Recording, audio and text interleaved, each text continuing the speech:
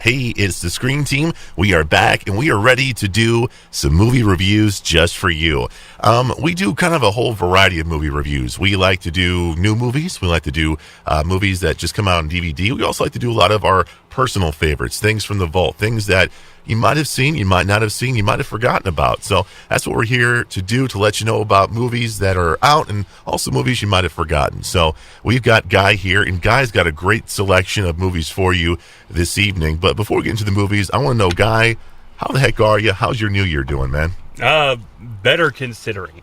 I had some health problems at the end of the year, but I'm getting better. Yeah. All things considered, I will be a lot back more in full form in about a couple months, but I've got a couple movies coming down the pike that I want to bring to you guys' attention as well. Okay. So yeah, my new year is it's looking up, and there's a lot of good stuff on the horizon. I actually have an entire list of movies that is coming out this year that I'm thoroughly excited for. So can you give us a little taste? I mean, like, what are you excited like about? Kong Skull Island. Yeah. Really, because I loved the 2014 Godzilla. Mm-hmm. A lot better than that 1998 Matthew Broderick piece of crap. Right. Where they turned, Godzilla into a South African Polynesian water iguana. Whatever. But also, just the plethora of comic book movies coming out this year. We've got Wonder Woman. Mm-hmm. We've got Justice League. The Star Wars Episode 8 coming out in December. We've got... What about some of the Marvel stuff? Thor? Thor Ragnarok is coming out this year, which I'm excited for. But I've also excited about some of the horror movies on the horizon. Okay. Some not so much, but I'll be watching with you guys as well. Great. Because that new Ring movie's coming out next month, and I don't know, but I'll give it a watch and come and tell you guys about it and let you know, hey, this is a piece of crap. That's what we're here for, to let you know if it's good or if it's not good. So the first movie that we're going to review is a movie you're probably like, yeah, I know that, but maybe you've seen it, maybe you haven't seen it. The movie is called Scent of a Woman. It stars Al Pacino. It was a role that he won an Oscar for. I don't want to say surprisingly, but I was surprising he hadn't won an Oscar before then with such great classic roles that he had. But Scent of a Woman, great classic film. Why was this a movie that you wanted to share with us? Well, because we've discussed before, when you ask what my favorite film is, my question is always what genre. Okay. Because I have a different favorite film from multiple genres. This, however, is my absolute favorite film across the board of all movies. This is my favorite film.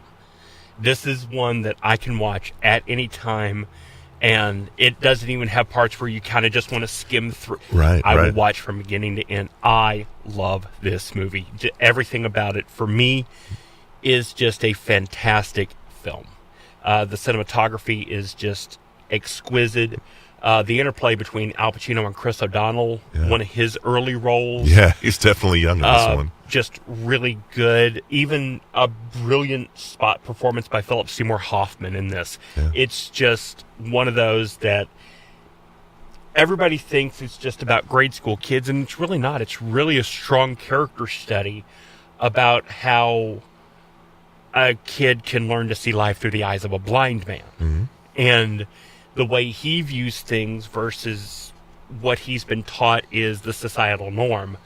And sometimes they clash, sometimes they mesh. It really just depends. But overall, everything about this is just spot on filmmaking, at least for me. Yeah.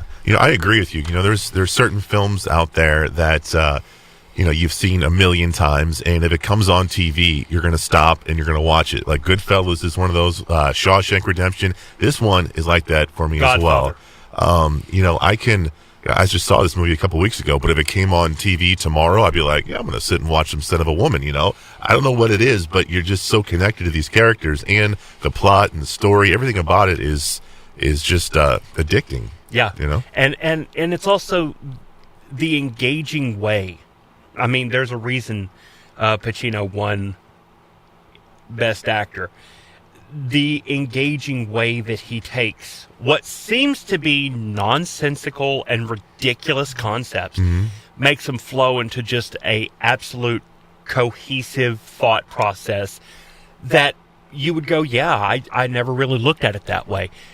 And because the way that he is so brash, so abrasive. Yeah. You literally are seeing most of the time the guy is an absolute jerk. Right. To everybody. He very rarely has redeeming qualities on a lot of levels until later in the film.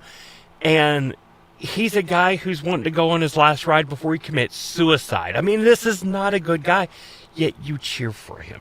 You become endeared to him, to the point at the end when he's sitting in for Charlie and standing up for him. You really almost feel like it's your own father coming to save the day. And it's really weird that you can get that coming across. Most of the time, the endearing jerk is always played for laughs. It's very rare in a high drama. And to be able to do that really speaks volumes to him and a credit to him as a classically trained actor. Favorite scenes? The tango. Yes, the tango is amazing. Tango is like one of the best known. That and the courtroom scenes are the best known, or is school tribunal. Right. But those are like the best known scenes of the entire film. But they're good for a reason. The tribunal is really good, but for me, it's the tango, where he shows a skill that until that point, most people didn't realize Pacino was also a trained dancer. Most people are not aware of that until you saw that. No. So that one, and also the first meeting between Colonel Frank and Charlie, Chris O'Donnell's character, their first meeting where he is so brash, abrasive that he literally just chases him out by hollering at him. Doesn't get up, doesn't even change in the way that he doesn't even come across in a threatening way. It's just the authority in his voice chases this kid out. And for a first meeting compared to how they end, fantastic way to have that film kind of curtain in each other. How's your face, Charlie? Wah! I love it, man. I love it. Oh my God. So really? Hey, that's I got a little bit of a cold, okay? I can usually do a better Al Pacino, but today's not my day, all right? But that's your story and you're sticking with it. I'm trying, man. I gotta come up with some excuse here. So if there's somebody out there who hasn't seen this film, who would you recommend this type of film for? To be completely honest, this is good for anybody. Obviously it's not, Disney kid friendly. Right. But if you're 12 or older, anybody from 12, 13 or older will watch this and find something of value out of it. Sounds great. The movie is called Scent of a Woman, starring Al Pacino. Coming up after the break, we're going to review what is considered probably the greatest film of all time by many, many critics. We're going to be reviewing Citizen Kane. It's next, right here on KWOC